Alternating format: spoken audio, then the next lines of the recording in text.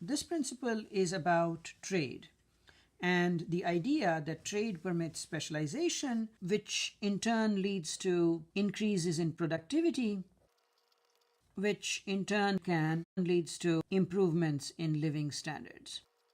We'll talk about this in greater detail in a few moments, but to begin with, I want to say that in the public press, in newspapers, on the radio, or on TV, when people talk about quote unquote trade, they talk about international trade. Conceptually, in economics, there's no difference between trade that is across international boundaries versus trade that happens within a country.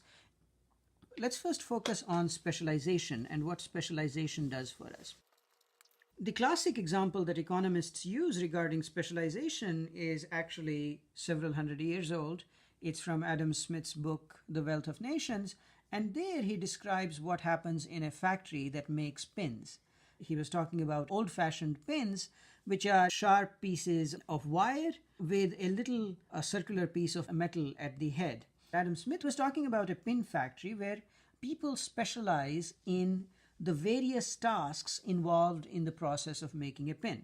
In a pin factory, one person specializes in cutting the wire, another person specializes in sharpening one end, another person specializes in cutting out the round piece that forms the head, another person specializes in attaching the round head to the length of the pin.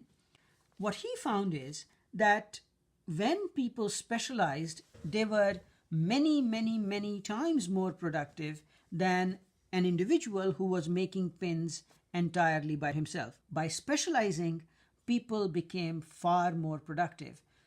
On a per person basis, they could produce far more of these pins when specializing than they could if they were doing everything by themselves. The general implication is that specialization allows us to increase productivity. The cost per pin, when it was produced with specialized roles for different people, they could produce far more pins, and as a consequence, the labor cost of the pins was much lower than if a single person was producing these pins. Another implication of specialization is that specialization improves quality. A person who does the same or similar tasks on a regular basis is able to produce better quality goods than somebody who does these things only occasionally. So for instance, if I were to make my own furniture, if I were to repair my own plumbing, generally speaking, I would be able to produce goods that were much lower quality than a furniture maker who specializes in making furniture, a plumber who specializes in dealing with pipes and taps and so forth. The most extreme example of this is perhaps, in surgery. You don't want somebody who doesn't actually do a lot of surgery to be doing surgery on you, right? You want a physician who is experienced. If you need surgery, you want surgery from somebody who specializes in that surgery and has lots and lots of practice doing that surgery.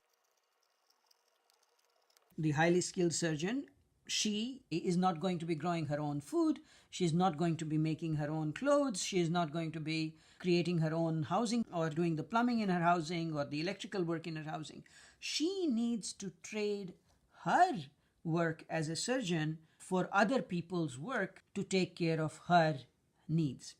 So basically, the gains from trade are the gains from specialization. And the modern economy really is extremely highly specialized. People focus in on the things that they are good at, the things that they enjoy, and most of their working lives are focused on a highly specialized situation. People are not self-sufficient in a modern economy. If we were to try to be self-sufficient, our standards of living would be much lower. So if we had to all grow our own food, make our own clothes, make our own shoes, build our own dwellings, our standards of living would be dramatically lower than they are today. In today's complicated economy, we benefit from the work of literally millions of people. So think about the equipment that I'm using right now to make this video for you.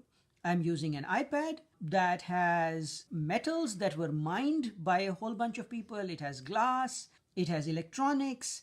It has millions, perhaps billions of lines of software code that were written by a very large number of people. When I place this recording on the internet, that's going to be taken care of by a bunch of other people. The bottom line point that I'm trying to make is that the standards of living that modern Americans enjoy, those depend to a very, very large extent on the fact that we specialize, on the fact that we benefit from an enormous degree of specialization made possible by both national and international trade.